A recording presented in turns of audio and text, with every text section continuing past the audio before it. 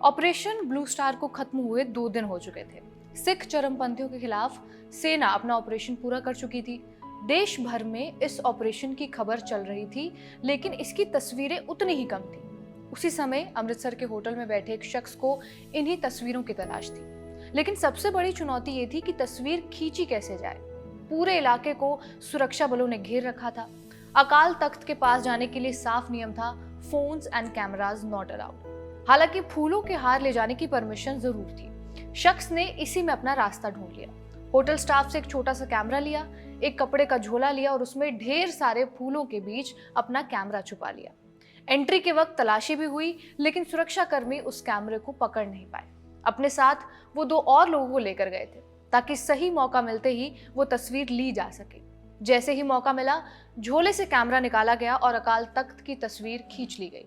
अगले दिन ये तस्वीर इंडिया टुडे की मैगजीन में छपी। ब्लू स्टार के बाद अकाल तख्त की पहली तस्वीर छपते ही मैगजीन के एडिटर के पास फोन आया। सवाल सिर्फ एक था कि ये तस्वीर आपने ली कैसे और छापी कैसे। अकाल तख्त की उन टूटी दीवारों को फिल्म पर उतारने वाले शख्स थे रघु राय, अपने कैमरे के जरिए भारत के इतिहास को दर्ज करने वाले फोटो जर्नलिस्ट, जिन्होंने इंदिरा गांधी से लेकर बांग्लादेश युद्ध और भोपाल गैस त्रासदी जैसी घटनाओं को अपने कैमरे के जरिए दर्ज किया, जिनके लिए फोटोग्राफी सिर्फ एक पेशा नहीं बल्कि जिंदगी में उनका सबसे बड़ा धर्म था। अपने कैमरे के बिना वो किसी मंदिर, मस्जिद या चर्च में कदम भी नहीं रखते थे, क्योंकि उनके लिए भगवान को देखने का जरिया भी उनका कैमरा ही था।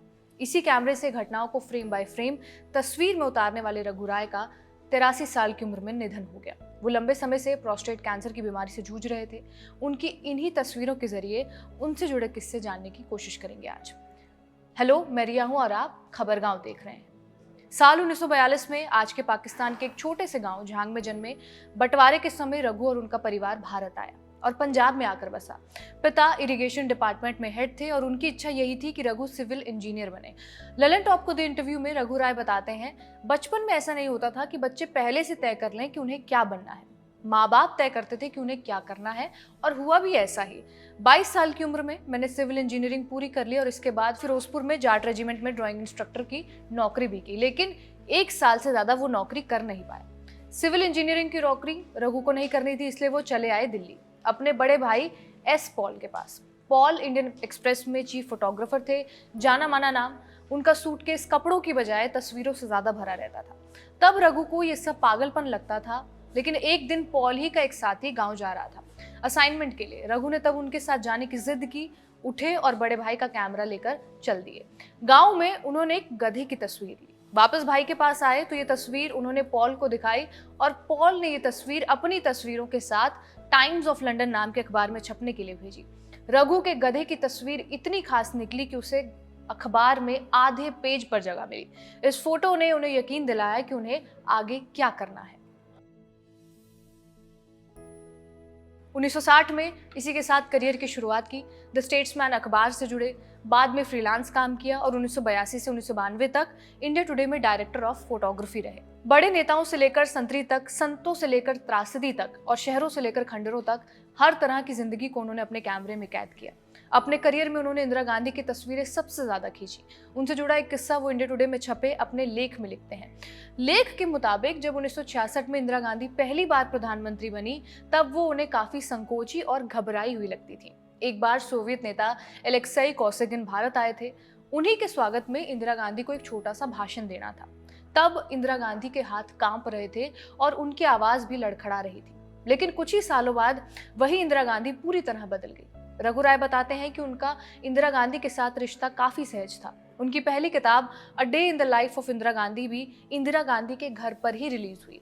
जब सब लोग अपनी अपनी किताबों पर उनसे साइन करवा रहे थे, तब उन्होंने रघु राय से पूछा कि क्या वो अपनी कॉपी पर साइन नहीं करवाएंगे। इस पर उन्होंने मुस्कुराते हुए जवाब दिया कि हम तो रोज मिलते हैं।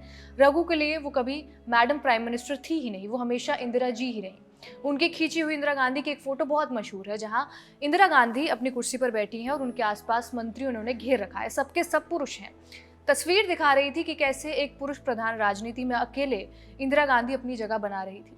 एक बार हिमालय में फोटो लेते वक्त रघु राय ने इंदिरा गांधी से एक छोटी सी दीवार पर चढ़ने को कहा और इंदिरा गांधी ने बिना झिझक उनकी बात मानी और वो चढ़ गई। रघु राय 1977 के चुनाव की तस्वीरें ले रहे थे और इंदिरा गांधी उस समय हार रही थी। उनकी इसी हार की झलकी को रघु ने अपनी तस्वीर में उतारा। उनकी तस्वीर में कूड़ा उठाने वाला आदमी था जो इंदिरा गांधी का फटा हुआ पोस्टर उठा रहा था। ठीक सामने दीवार पर हम दो हमारे दो का नारा लिखा हुआ था, वही मुद्दा जिसे उनकी हार की एक बड़ी वजह माना गया। रघु राय ने यह तस्वीर चुनाव खत्म होने वाले दिन खींची थी। माहौल पूरी तरह बदल चुका था और लोगों का मूड साफ नजर आ रहा था। जब वो ये तस्वीर अपने संपादक कुलदीप नायर के पास लेकर गए तो उन्होंने माना कि ये फोटो उस समय के भारत के राजनीतिक हालात को बहुत सटीक तरीके से दिखाती है, लेकिन इसके बावजूद उन्होंने इसे छापने से मना कर दिया। जब रघु राय ने वजह पूछी तो कुलदीप नायर ने जवाब दिया कि अगर वो वापस जीत गई तो हम दोनों को जेल जाना पड़ेगा। रघु राय ने उन्हें समझाने की कोशिश की कि इस बार इंदिरा गांधी हार नहीं है, लेकिन कुलदीप ने उनकी एक नहीं मानी, कोई जोखिम नहीं लिया और अपनी बात पर कायम रहे। उन्होंने फोटो को छापने से मना कर दिया। रघु ने गुस्से में वो तस्वीर वहीं फाड़ दी और अगले दिन जब इलेक्शंस के रिजल्ट आए तो इंदिरा गांधी हार गई। तब कुलदीप को रघु की तस्वीर की याद आई और उन्होंने रघु से कांटेक्ट करने की कोशिश की, लेकिन ऐसा हो नहीं पाया क्योंकि रघु पिछले ही दिन ये कहकर दफ्तर से निकले थे कि अब वो वापस लौटकर दफ्तर कभी नहीं आएंगे। अगले दिन स्टेट्समैन में वो तस्वीर फोटो एडिट के तौर पर छपी। इंदिरा गांधी के अलावा रघु राय को 1984 के ऑपरेशन ब्लू स्टार के दौरान भी तस्वीरें खींचने का मौका मिला था। उन्होंने भिंडरावाले की तस्वीरें बहुत नजदीक से खींची। जब सारे लोग भिंडरावाला को संत जी कहकर पुकारते थे तब रघु भिंडरावाला को पाजी कहते थे। ललन टॉप को दिए इंटरव्यू में रघु बताते हैं कि उनके पाजी कहने से भिंडरावाले के अनुयायियों को बहुत दिक्कत थी।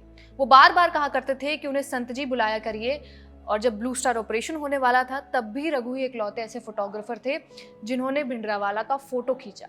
जब अकाल तख्त में एक बल्ब के नीचे चारपाई पर बैठे भिंडरावाला के पास रघु पहुंचे तब उनसे पूछा गया कि वो यहाँ क्यों आए हैं। रघु ने इसका जवाब दिया कि पाजी, मैं तो आपकी तस्वीर खींचने आया हूँ और आपसे रोज ही मिलता हूँ। तब भिंडरावाला ने रघु को उनकी तस्वीर खींचने दी। वो तस्वीर अपने आप में बहुत बड़ी उपलब्धि थी, लेकिन रघु को असली पहचान भोपाल त्रासदी की तस्वीर से मिली जिसने देश को पूरी तरह झकझोर दिया। रघु कहते हैं, भोपाल पहुंचते ही सबसे पहले मैं हमीदिया अस्पताल गया जहां गैस से पीड़ित लोगों को ले जाया जा रहा था। सड़कों पर इधर उधर लोगों और मवेशियों के शव पड़े हुए थे। वहीं आसपास शवों को एक ही गड्ढे में दफनाया जा रहा था। तभी उनकी नजर एक बच्चे पर पड़ी जिसे दफनाया जा रहा था।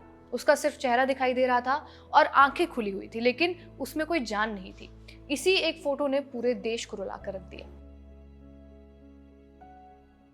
भिंडरावाला के अलावा वो मदर टेरेसा की भी फोटोज लेते थे। नेता, मंत्री या सेलिब्रिटी की फोटो लेना तो आसान होता है, लेकिन मदर के साथ बहुत संभल कर काम करना पड़ता था। रघु ने एक बार मदर की 8-10 फोटो खींच ली तो मदर टेरेसा ने उनसे पूछा कि क्या तुमने काफी तस्वीरें नहीं ले ली है।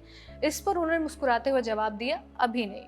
फिर एक बार मदर ने पूछा कि और कितनी तस्वीरें लोगे। तब उन्होंने कहा, मदर आप जितनी बार प्रार्थना करती हैं, प्रेयर करती हैं, मैं उतनी ही बार आपकी फोटो लेता हूँ। ये मेरी प्रार्थना करने का तरीका है। ये सुनकर मदर टेरेसा ने उन्हें फोटोज खींचने की परमिशन दी थी। 1971 के समय वो उन गिने चुने लोगों में से थे जिन्होंने अपनी आंखों से बांग्लादेश लिबरेशन वॉर को देखा और कैमरे में कैद किया। उनकी फोटो में रेफ्यूजीज को भारत की तरफ जाते हुए, बिछड़ते परिवार, इंतजार करते लोग और संघर्ष के बीच जन्म लेता एक नया देश दिखाई देता था। राय उस समय रिफ्यूजी कैंप्स में घूमते रहते थे। उन्होंने कभी भी युद्ध को बढ़ा चढ़ाकर नहीं दिखाया और ना ही लोगों के दुख का तमाशा बनाया। उनकी तस्वीरों में शरणार्थी सिर्फ भीड़ नहीं थे, बल्कि भावनाओं से भरे इंसान थे जिनमें डर, थकान, उम्मीद और अपनी गरिमा साफ दिखती थी। उनके काम को सिर्फ भारत में ही नहीं बल्कि दुनिया भर में सराहा गया और इसी काम के लिए उन्हें 1972 में पद्मश्री से सम्मानित भी किया गया। तो ये थी रघु राय की पूरी कहानी। आपका इसके ऊपर क्या कुछ कहना है हमें कमेंट करके जरूर बताएं। इस वीडियो को रिकॉर्ड किया है हमारे साथी सर्वेश ने। मेरा नाम है रिया। ऐसी ही तमाम वीडियोस के लिए आप बने रहिए हमारे साथ खबर गांव पर। शुक्रिया।